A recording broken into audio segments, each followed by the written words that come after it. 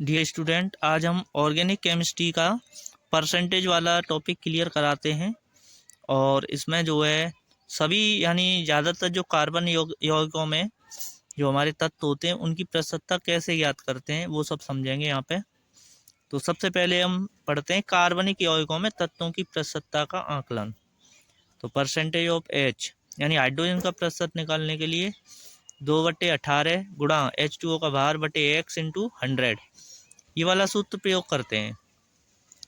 तो यहाँ पे जो है जो 2/18 है और इंटू में H2O का भार है बटे में x जो है कार्बनिक यौगिक का भार है। और प्रतिशतता कार्बन की अगर निकालें तो 12/44 गुणा CO2 का भार बटे x इंटू 100, क्योंकि H2O से जो है हमें हाइड्रोजन प्राप्त हो जाएगा और कार्बन डाइऑक्साइड से कार्बन, जहाँ पे हमारा x कार्बनिक यौगिक का भार। इसी प्रकार अगर नाइट्रोजन का आकलन करें तो दो मेथड यूज करते हैं, जिनमें पहला है जैसे जेल्डाल या कैल्डाल विधि से नाइट्रोजन का आकलन। तो सूत्र होता है percentage of n is equal to 1.4 into n into V upon X, जहाँ पे हमारा n जो है जो अम्ल प्रयुक्त किया जाएगा उसकी नॉर्मलता, और v जो है NH3 के साथ यानी अमोनिया के साथ प्रयुक्त अम्ल का ml में आयतन है। अब हम ड्यूमा विधि से नाइट्रोजन का आकलन करेंगे दूसरा।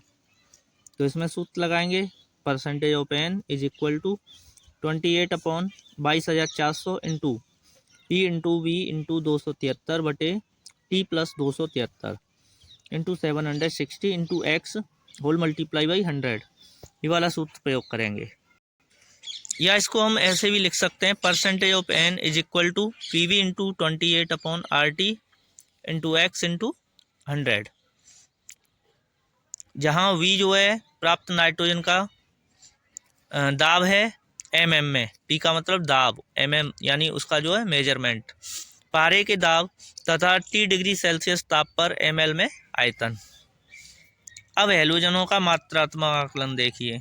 सबसे पहले हम क्लोरीन की प्रतिशतता का आकलन करने के लिए सूत्र यूज करते हैं 35.5 बटे 143.5 इंटू AgCl का भार बटे x into whole multiply by 100।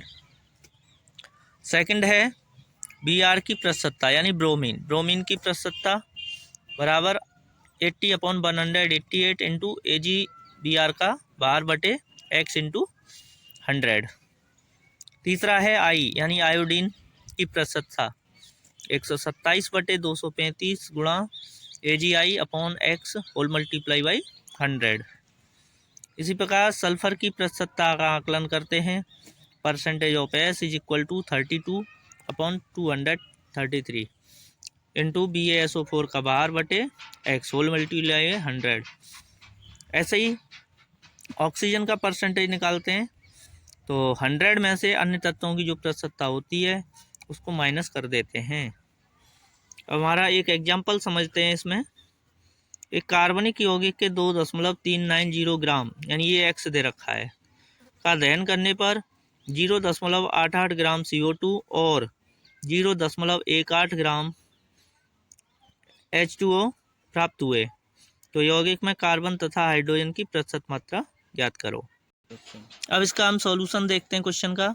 सबसे पहले हमें कार्बनिक यौगिक का भार यानी x दे रखा है 2.390 ग्राम, और W ऑफ CO2 यानी कार्बन डाइऑक्साइड का भार है 0.88 ग्राम, और W ऑफ H2O यानी जल का भार है 0.18 ग्राम। इसमें percentage of carbon question mark यानी ज्ञात करनी है, ऐसे ही परसेंटेज ऑफ हाइड्रोजन ज्ञात करनी है। इसमें क्वेश्चन में दे रखा था कार्बन का परमाणु भार 12 है, हाइड्रोजन का 1 है परमाणु भार, यहाँ 1 लिखेंगे, एंड ऑक्सीजन का परमाणु भार है 16। अब यहाँ पे परसेंटेज ऑफ कार्बन का सूत्र लगाएंगे 12/44 गुणा W ऑफ CO2 बटे x into 100। 12/44 into W of CO2 दे रखा था 0.88 बटे x का वैल्यू 2.390 होल मल्टीप्लाई बाई 100। तो 44 से 0.88 कट जाएगा यहाँ पे, तो ये बचा।